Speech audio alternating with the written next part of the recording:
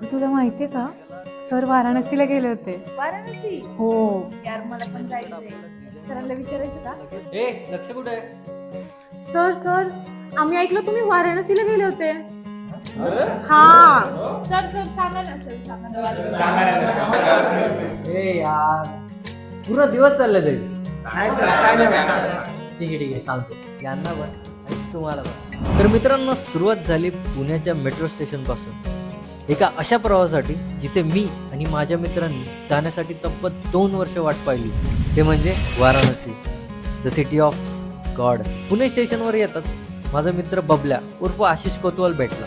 ज्याला माहिती नव्हतं त्याचं ECचं नाही तर स्लीपरचं तिकीट कन्फर्म झालं. त्यानंतर सौरभ भाऊ, यश भाऊ यांचं थाटात आगमन झालं. ट्रेनची गर्दी बघून वाटलं यार सारसबागेत आलोय, पण काय तर याच गर्दीत प्रवास करायचा होता. आणि जेव्हा बबल्याला कळालं की तिकीट मी काढलंय तेव्हा बबल्या. ही ट्रेन होती पुण्यापासून सुपलपर्यंत म्हणजेच वाराणसीपर्यंत. पण आम्ही ठरवलं आधी प्रयागराजला जायचं, कारण काहीतरी ऍडव्हेंचर करायचं होतं ना बाई. ट्रेनमध्ये याची त्याची खेचत आम्ही फायनली पोहोचतो प्रयागराजला. बबल्या कसं वाटतं बबल्या? एकदम. सो गाईस फायनली आम्ही प्रयागराजला पोहोचलो तब्बल 24 तासाच्या प्रवासानंतर. जेव्हा प्रयागराजचं रेल्वे स्टेशन बघितलं तेव्हा असं वाटलं हॉटेल आहे, आणि त्यानंतर लक्षात आलं भाई आपल्याला अजून हॉटेल पण मागायचे. मग काय सगळे निघालो ना हॉटेल शोधायला. हॉटेल शोधता शोधता हरिभाऊ भेटला. उनका नाम क्या है? हरिओम गिरी. तो उन्होंने हमको प्रयागराज की थोड़ी इन्फॉर्मेशन दी है.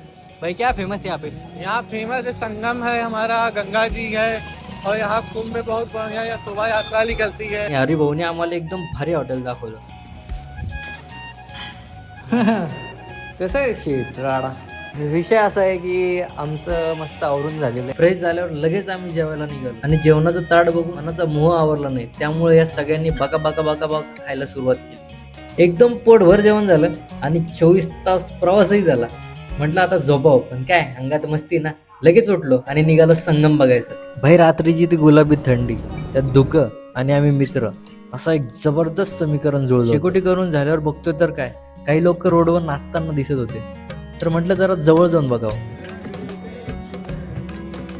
तर कळलं भाई किती भारी हे गात होते.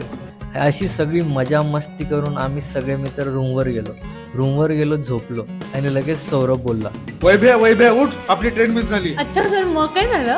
पुढे काय झालं ते नेक्स्ट पार्ट मध्ये सांगतो.